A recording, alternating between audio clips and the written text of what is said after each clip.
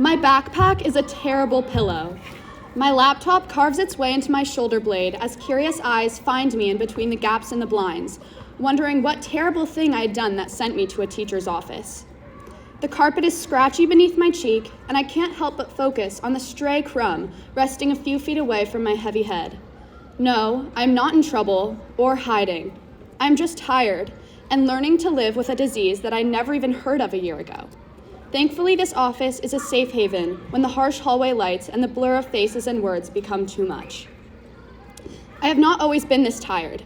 I've always thrived on laughing with old friends and making new ones.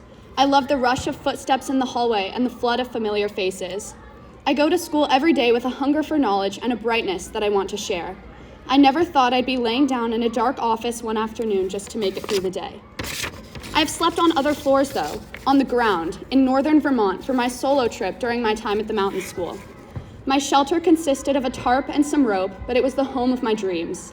My bed was a kaleidoscope of red, yellow, and orange leaves that absorbed the ground underneath. I inhaled books and ramen, performed concerts on my guitar for the trees, and executed more mosquitoes than I can count. I went to bed with the sun and woke up with the birds. Yet, while this adventure was called a solo, I was never truly alone. I made a good friend who just couldn't get enough of my infectious joy. He never left my side for those 3 days on that warm October weekend. Eventually, I had to pack up and leave my little slice of heaven. I made the trek back to school coated in dirt and sweat, and everyone was screaming and hugging as if we hadn't seen each other in years.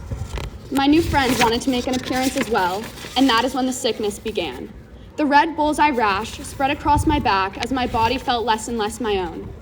I was taken to the hospital and was immediately at ease when the doctor told me he sees Lyme disease all the time. He gave me neon blue pills and said I would be perfectly fine in 10 days. Unfortunately, those pills didn't complete the job, and the illness came roaring back in January of last year. When I came back to Viewpoint for second semester, every light shined too bright, and every sound echoed in my head. Every step was weighted, like I was being dragged down by some invisible force. I was in constant pain, and it got to the point where I could not make it through a full day of school. I couldn't regulate my own body temperature, so on a usual 100-degree day in Calabasas, I would be shivering in my thickest sweatshirt. I felt helpless in the hands of something that I had no control over. Every day was a battle, and most days I felt like I was losing. Since last year, I have found a good group of doctors and am still undergoing treatment, and I'm determined to get better. Now, the purpose of this speech is not to deter you from communing with nature, but rather to encourage you to go try living alone in the woods for a few days, or pursue whatever wild adventure you crave. People often ask me if I now regret my semester in Vermont. I ask myself this too, but the answer is unequivocally no.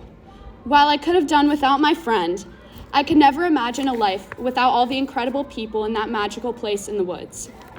Somehow, a tiny tick taught me life's greatest lessons. Taking risks and confronting obstacles are one and the same, and while for some this means that the only way to survive is to hide from life's adventures, I believe that the only way to thrive is to march into the woods like a bold explorer, and I would do it again in a heartbeat. My friend never wanted to hold me back, but instead showed me that to be courageous is to be vulnerable, and that you must choose to let every scar propel you forward, not drag you down. I'm still healing, but sometimes I just may need to rest on an office floor, and that's okay, because I get back up. I have learned that I'm stronger than I ever believed, but more importantly, I now know that every moment is a gift. We cannot live life wrapped in bubble wrap, and as we head out into the world, each pursuing new adventures, we must take risks to find what we love, who we are, and what we're capable of. This I believe. Thank you.